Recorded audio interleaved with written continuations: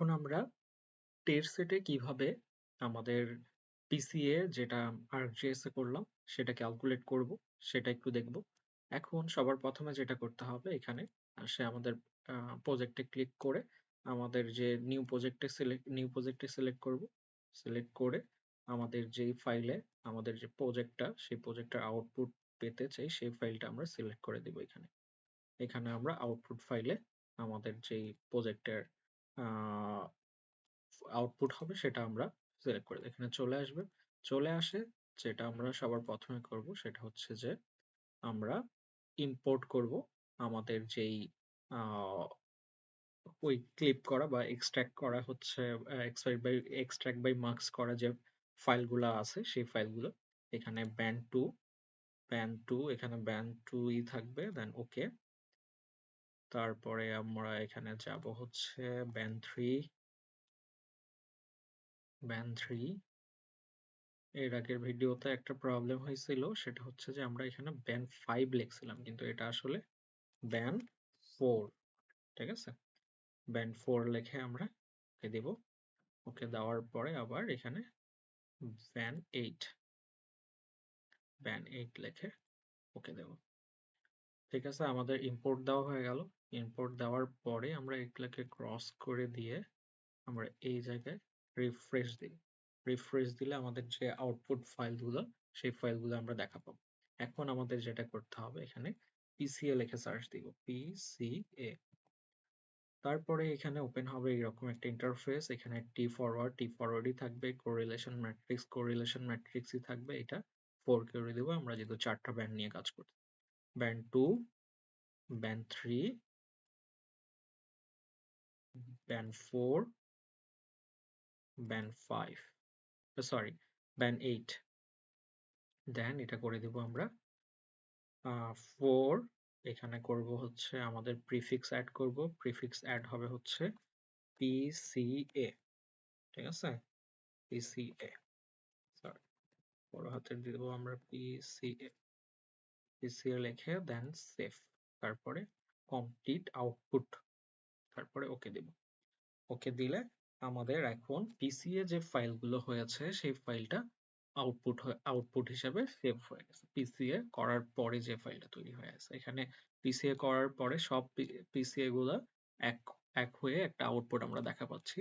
যে আউটপুটটা অনেক স্মুথ হবে। নর্মালি যদি আমরা নর্মাল যেই ইমেজ ক্লাসিফিকেশন নিয়ে কাজ করি সেই ইমেজ ক্লাসিফিকেশনের থেকে আমাদের এই যে পিসি এর মাধ্যমে যে আউটপুটটা আমরা তৈরি করি সেটার অনেক নয়েজ রিমুভ হয়ে যায়, অনেক ভালো একটা ভিজুয়ালাইজ করতে পারি, অনেক সেপারেট হয়ে যায় বিভিন্ন ফিচারগুলো। তো যাই হোক, তো এটাকে আমরা ক্রস করে দিয়ে এখান থেকে আমাদের যে ব্যাক ক্যালকুলেশন ছিল পিসি এর সেটাকে আমরা হচ্ছে দেখতে পারি এখান থেকে আমরা এই যে এইভাবে কপি করার জন্য কন্ট্রোল-সি চিপে সেটাকে আমরা আমাদের ওয়ার্ড ফাইলের মধ্যে এইভাবে যদি পেস্ট করে দেই তাহলে আমরা আমাদের এখানে যেই ওভারঅল অ্যানালাইসিস এর সামারি সে সামারিটা আমরা দেখা পাচ্ছি। ঠিক আছে, এই সামারিটাকে পিডিএফ আকারে আমরা পরবর্তীতে সেভ করতে পারি। সেভ করে দেন আউটপুট হিসাবে ইউজ করতে পারি যে আমাদের ব্যাক ক্যালকুলেশনটা কিরকম ছিল। তারপরে এটাকে আমরা সেভ করলাম না আপাতত। তারপরে যেটা করতে হবে সেটা হচ্ছে যে আমরা যেই ফাইলটা তৈরি করছি এগুলাকে আউটপুট আকারে সেভ করতে হবে। আউটপুট আকারে সেভ করার জন্য এখানে জিওটিফে যাব। জিওটিফে যাই দৃসি টু টিফ, এখানে আমরা সেভ করব। সেভ করার পরে আমাদের যে ফাইলগুলো আছে এই ফাইলগুলোকে সিলেক্ট করব। সিলেক্ট করে নাম দিব PCA1, দিয়ে হচ্ছে ওকে। তারপর সেম ভাবে PCA2, PCA2, তারপরে 3,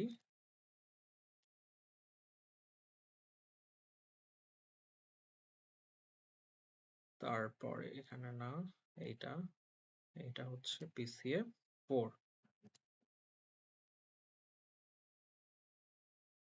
PCA4 দিয়ে ওকে। তাহলে এখন যেটা হলো এই ফাইলগুলোকে আমরা এখন আপলোড দিব এই যে আমাদের ArcGIS এ। ArcGIS এ যদি PCA 1 থেকে PCA 4, ঠিক আছে? এখন এখানে কি হচ্ছে, আমরা একটু যদি কি ক্যালকুলেট করলাম এটা যদি একটু লক্ষ্য করি, সেটা হচ্ছে যে এই যে PCA 1 এর মধ্যে আমাদের যেই আহ ইনফরমেশন গুলো আছে, এই ইনফরমেশন গুলো কিন্তু খুবই সুন্দরভাবে দেখা পাচ্ছে। আমি এটাকে ইয়ে করি, প্রতিটা সেপারেট হয়ে গেছে, অনেক স্মুথ, অনেক ক্লিয়ার। প্রতিটা ফিচার আমরা আইডেন্টিফাই করতে পারতেছি আলাদা আলাদা ভাবে, ঠিক আছে? আমাদের নর্মাল ইমেজ যেটা ছিল ওই ইমেজটা এতটাও ক্লিয়ার ছিল না। তারপরে যেটা হচ্ছে এই যে পিসিএ 2 তে আমরা যদি দেখি, পিসিএ 2 তে হচ্ছে এই আরো যে ফিচার গুলা, কিছু ফিচার বাদ দিছে, বাট স্পেসিফিক কিছু ফিচার সে ইনফরমেশন গেদার করছে। বাট সবচেয়ে বেশি ইনফরমেশন পিসিএ 1 এর মধ্যেই আমরা পাবো। পিসিএ 1 এই সবচেয়ে বেশি আইডেন্টিফাই করতে পারবে। তারপরে পিসিএ 3 তে আরো কিছু ফিচার সে হচ্ছে আইডেন্টিফাই করতে পারবে। তারপরে পিসিএ 4 এ যেটা আছে এটা হচ্ছে নয়েজ রিমুভ, কি কি নয়েজ রিমুভ হয়েছে এই পিসিএ 4 এর মধ্যে সেগুলা সেভ হয়েছে। তো নয়েজ আমাদের যেহেতু দরকার নাই, তো আমরা এই কারণে পিসিএ 1, পিসিএ 2, পিসিএ 3 এই তিনটা নিয়ে কাজ করব। এই তিনটা নিয়ে করার জন্য আমাদের যেটা করতে হবে, এই তিনটাকে কম্পোজিট লেখা হচ্ছে, আমরা যদি সার্চ দিই আমাদের সার্চে কম্পোজিট, কম্পোজিট লিখলে এরকম একটা অপশন পাবো, কম্পোজিট ব্যান্ডস। কম্পোজিট ব্যান্ডে হচ্ছে আমরা ওপেন করার পরে এখান থেকে আমাদের যে সিলেক্ট করা ব্যান্ড গুলা আছে এই ব্যান্ড গুলোকে নিয়ে এইভাবে যদি এই পাশে নিয়ে আসি, অথবা এখান থেকে যদি ধরে ধরে পিসি 1 এখান থেকে ক্রস করে দিই সবগুলোকে, এইভাবে নিয়ে আসা পারে। পিসিএ 1 আনলাম, পিসিএ 2, পিসিএ 3। তারপরে আমরা এটার নাম দেব হচ্ছে পিসিএ টের সেট, টের সেট ডট টেফ দিয়ে সেভ, সেভ দিয়ে যদি ওকে দেই, ওকে দিলে আমরা যে আউটপুটটা পাবো সেই আউটপুটটা আমরা এখন কম্পেয়ার করব আমাদের যেই ArcGIS এ পিসিএ হয়েছে তার সাথে। তো এটাকে হচ্ছে আমরা ক্লোজ দিই, এখন ক্লোজ দেওয়ার পরে এগুলোকে রিমুভ করে দিই, এগুলো আপাতত আমাদের আর লাগতেছে না।